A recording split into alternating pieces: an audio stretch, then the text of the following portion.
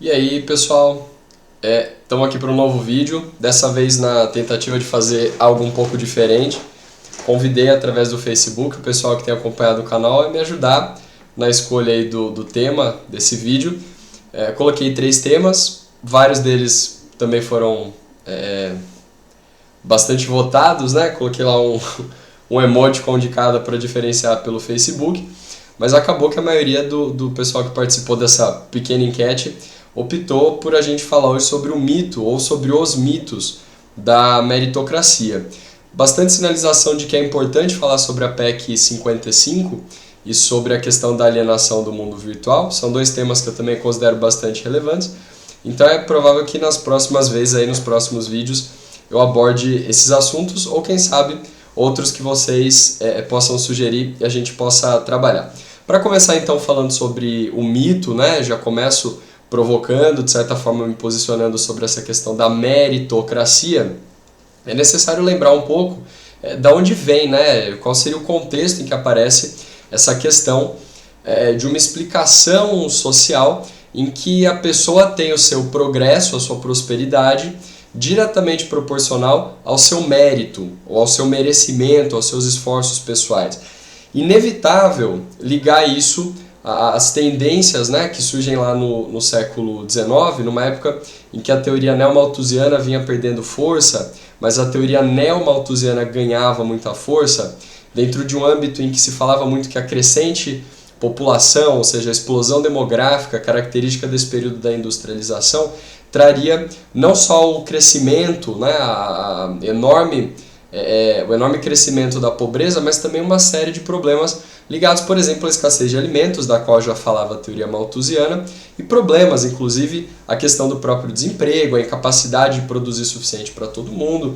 E nessa época, soluções bastante agressivas, né, bastante, de alguma forma, radicais foram propostas, especialmente no que se diz respeito ao controle de natalidade, sobretudo as populações mais pobres. A partir daí começa a história do laissez-faire, ou seja, essas correntes, né, que seguiam as premissas do liberalismo e que já começavam de alguma forma a propor a não interferência do Estado e a não interferência inclusive de instituições como a própria igreja na proteção de pessoas em situação de marginalidade, em situação de abandono, ou seja, os mendigos, a população em mendicância, em situação de rua, para que não fossem de alguma forma auxiliados, fosse pelo Estado, fosse por outro tipo de instituição de caridade, que poderia ser a igreja ou não, e que dessa maneira se estabeleceria uma espécie de darwinismo social, onde da mesma forma como na natureza os animais, os espécimes mais adaptados conseguem sobreviver,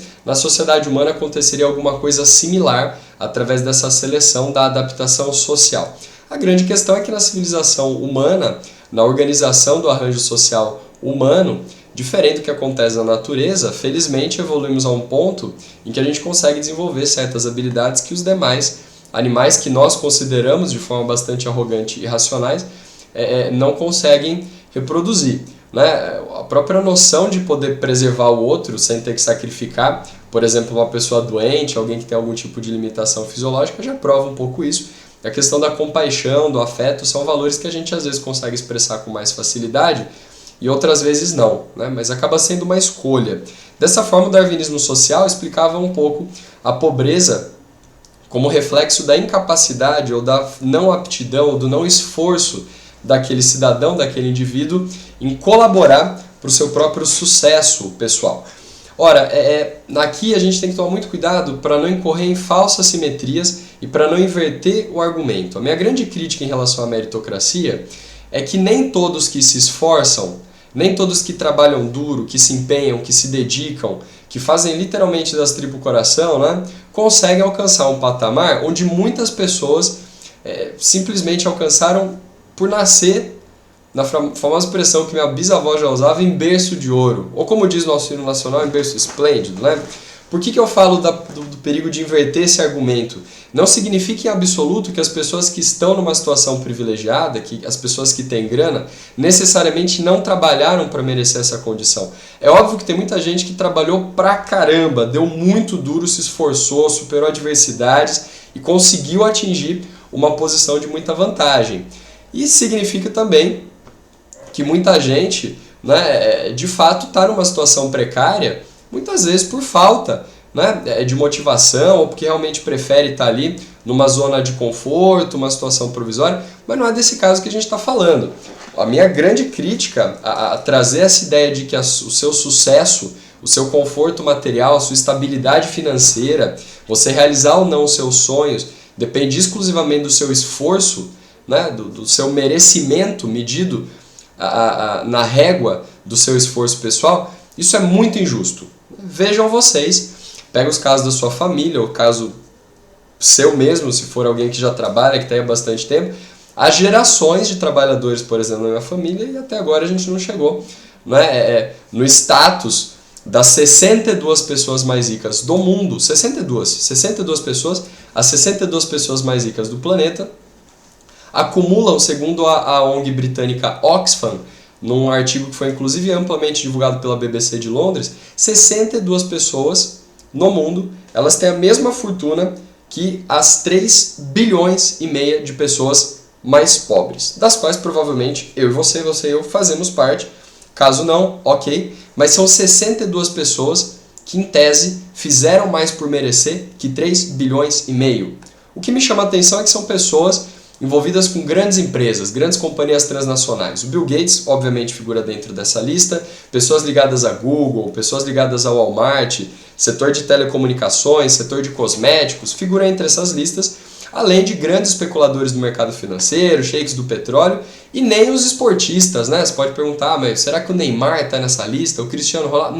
Não, eles são pobres, perto dessas 62 pessoas mais ricas do planeta. E mesmo esses casos que eu citei, que dependem muito do merecimento pessoal, do esforço, pessoas que têm uma história de superação, nasceram muito pobres, no meio da favela, cuidado! É a velha história de tomar exceção pela regra. Não é porque teve um aluno da escola pública que estudou pra caramba, achou os livros no lixo, conseguiu lá estudando 12 horas por dia, o que é um troço insano, né? Muita gente não tem capacidade emocional, capacidade de saúde mesmo, fisiológica para fazer um troço desse.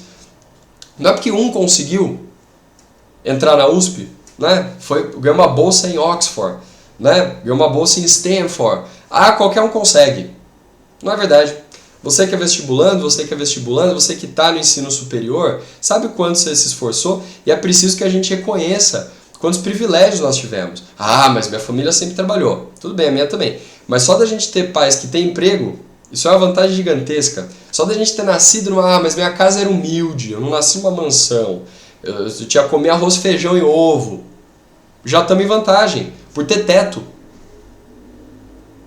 Pois é, por ter pai, por ter mãe, por ter família, por ter um avô que cuidou, um tio que ajudou, um irmão mais velho, uma irmã mais velha, né? Um padrinho, uma madrinha, alguém que estava ali perto, presente, nos instruindo, nos educando.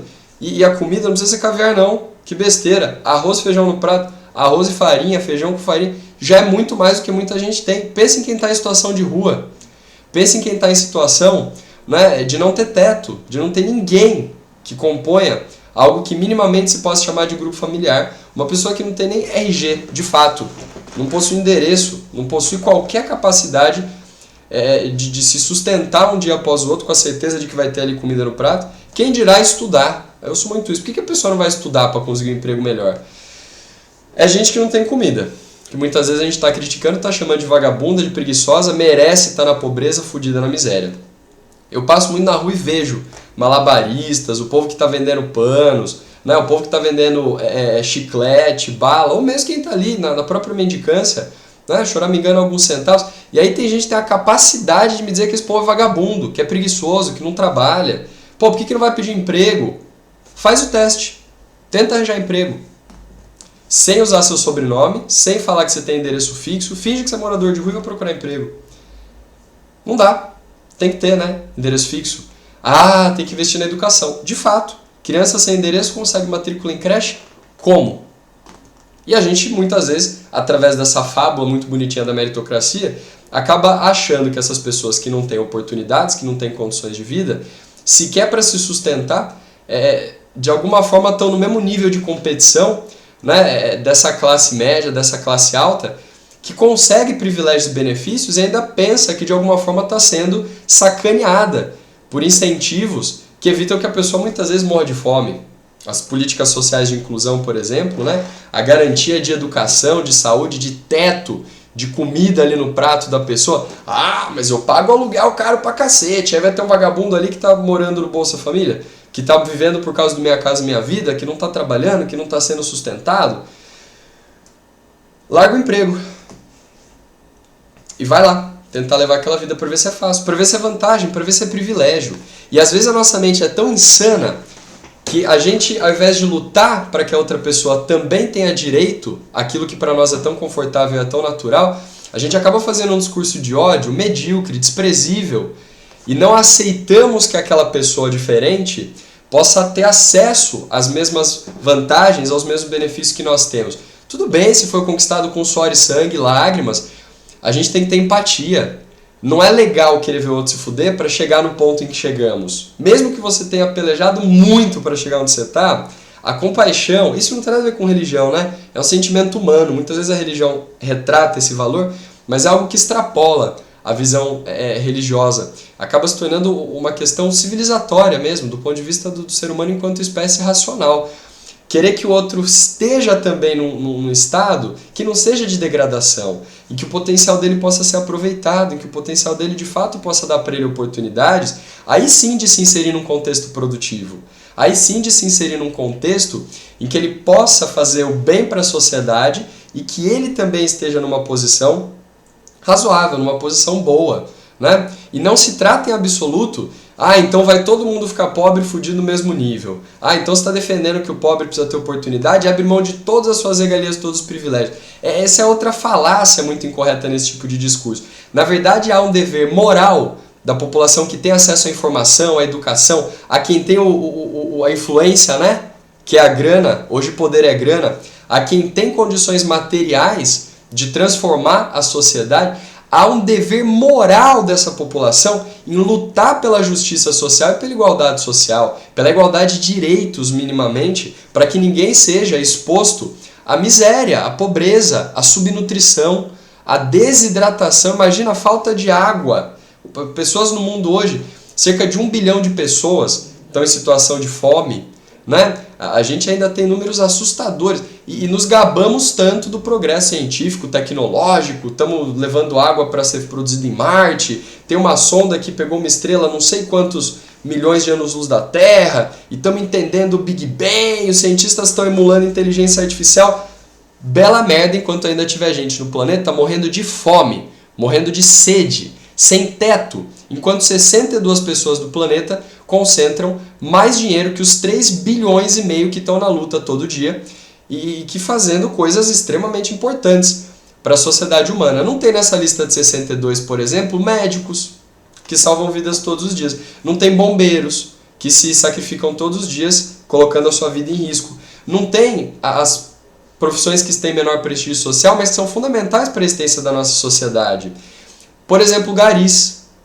Ou pessoas que trabalham invisíveis, né? Fazendo reparos, fazendo manutenção, trabalhando com a parte logística. São pessoas que estão ali produzindo utensílios que a gente usa no nosso dia a dia, que são absolutamente vitais para a saúde da nossa sociedade e que acabam ficando invisíveis, colocados em segundo, em terceiro, em quarto plano e que aprendem a se condicionar, pensando que eles estão numa situação ruim, mas não se rebelam contra um sistema bastante injusto e desleal, baseado na herança de fortunas historicamente acumuladas, num processo de exploração que envolve o imperialismo europeu, envolve cenas lamentáveis da nossa história, tudo que os nazistas, por exemplo, fizeram com os judeus, de modo geral, todo o estrago que a Europa causou ao continente africano e latino-americano, jamais indenizou, jamais falaram, não é? Exceto pelas políticas afirmativas hoje, que também são alvo de duras críticas, como por exemplo as cotas raciais, mas jamais houve uma equiparação material real à população negra que foi escravizada por quase 5 séculos, quase meio milênio, para abastecer o sistema que hoje está no topo do mundo. Né? A mesma coisa, a questão das mulheres, a submissão, a subserviência imposta das mulheres dentro da sociedade. Jamais houve qualquer tipo de compensação. E pensar que as pessoas largam do mesmo patamar e que tem equivalência, que tem condições dentro de um sistema que é excludente, que subvaloriza, por exemplo, as manifestações artísticas, que sobrevaloriza o raciocínio lógico e bastante estreito, né? A formação para você trabalhar dentro de um mercado produtivo que vai exigir certas habilidades e competências e que vai basicamente te remunerar porque você vive dentro da regra, dando sequência a esse sistema que é injusto, que é desleal e que tem uma concentração horrenda de terras, de dinheiro, de poder, implicando nessa situação degradante em que 1%, outro dado que esse relatório da Oxfam traz, 1% da população do planeta possui mais riquezas que os outros 99%. São essas pessoas que controlam os meios de comunicação, as grandes empresas, o Estado de modo geral, que detém o monopólio da violência, que nos empurra goela abaixo essa ordem, muitas vezes usando a força física, muitas vezes usando o exército, as forças militares, e que nos convencem, através disso que é uma genuína doutrinação, de que não há outras formas possíveis para que não 1% da população, ou 3%, né, como essa série nova da Netflix, ou que seja, ou que 10%, ou que 15% apenas da população tenham acesso a todos os progressos e toda a eficiência que a criatividade humana, que o potencial do ser humano produz. Esse é outro tema que eu pretendo abordar também, mas dá uma forma, de alguma maneira, tentar desmistificar essa ideia de que um sistema baseado no consumismo, na exploração, é que é o responsável pelo progresso técnico, científico e tecnológico. Quem cria isso é o potencial humano, é a criatividade inerente ao ser humano. Daí tantos gênios que existiram em outros períodos e que curiosamente morreram pobres, né, que acabaram tendo seus trabalhos reconhecidos só depois. E hoje pensa quanta coisa inútil essas grandes empresas, cujos principais acionistas estão nessa lista dos 62 mais isso, quanta coisa inútil essas grandes empresas produzem. Evidente que produzem muitas coisas que nos trazem conforto, especialmente na questão das telecomunicações, toda essa interligação global, mas que também é excludente, que não está ao alcance de todos os 7 bilhões e meio de pessoas que estão no mundo. Mas pensa quanta porcaria essas pessoas não acabam patrocinando e produzindo, nos levando para longe de uma reflexão que trouxesse para nós uma estrutura social mais igual, e sim para alienação, para a cultura, né, de negar direitos às pessoas e dar manutenção aos nossos privilégios, e muitas vezes defender privilégios que nem são nossos. Aí você volta naquele primeiro vídeo que inaugurou o canal, que fala sobre o conservadorismo, para entender um pouco mais sobre esse sentido. Reforço a necessidade desse nosso compromisso, portanto, moral, de pessoas que têm uma situação um pouco mais confortável e acesso à informação, acesso ao conhecimento, acesso a reflexões, a discussões, para que possamos, então, consolidar um mundo em que haja uma luta por direitos democráticos, sem qualquer tipo de discriminação, preconceito ou exclusão, e não a manutenção dos privilégios, muitas vezes baseados nas políticas de exclusão, de exploração, e que não tem nada a ver com mérito, tem a ver com acúmulo de poder, na maioria dos casos, não tomando as regras, ou melhor, não tomando as exceções, né, como regra, e sim entendendo o que acontece com a maior parte da população.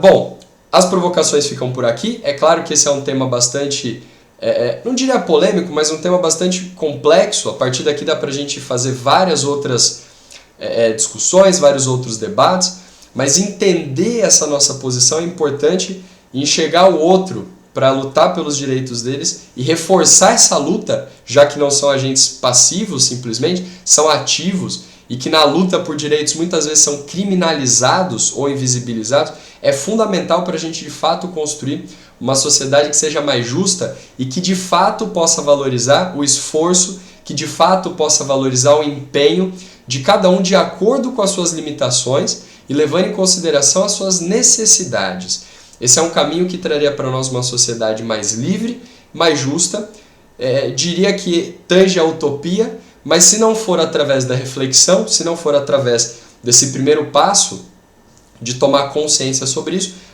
nem essa nem qualquer outra mudança se torna possível. Apesar de ser um caminho bastante longo, qualquer ação começa com a reflexão, e as reflexões que eu deixo para vocês, então, são essas. Mais uma vez agradeço por estarem acompanhando o canal. Nos próximos encontros trabalho outros assuntos. Espero que estejam gostando, né?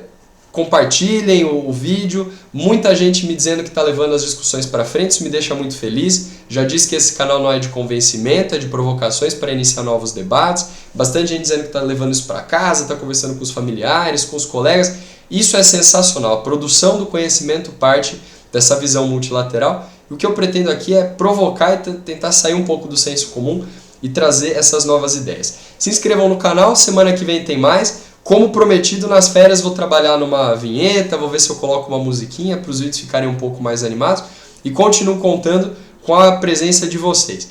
Valeu, é isso aí, até a próxima então.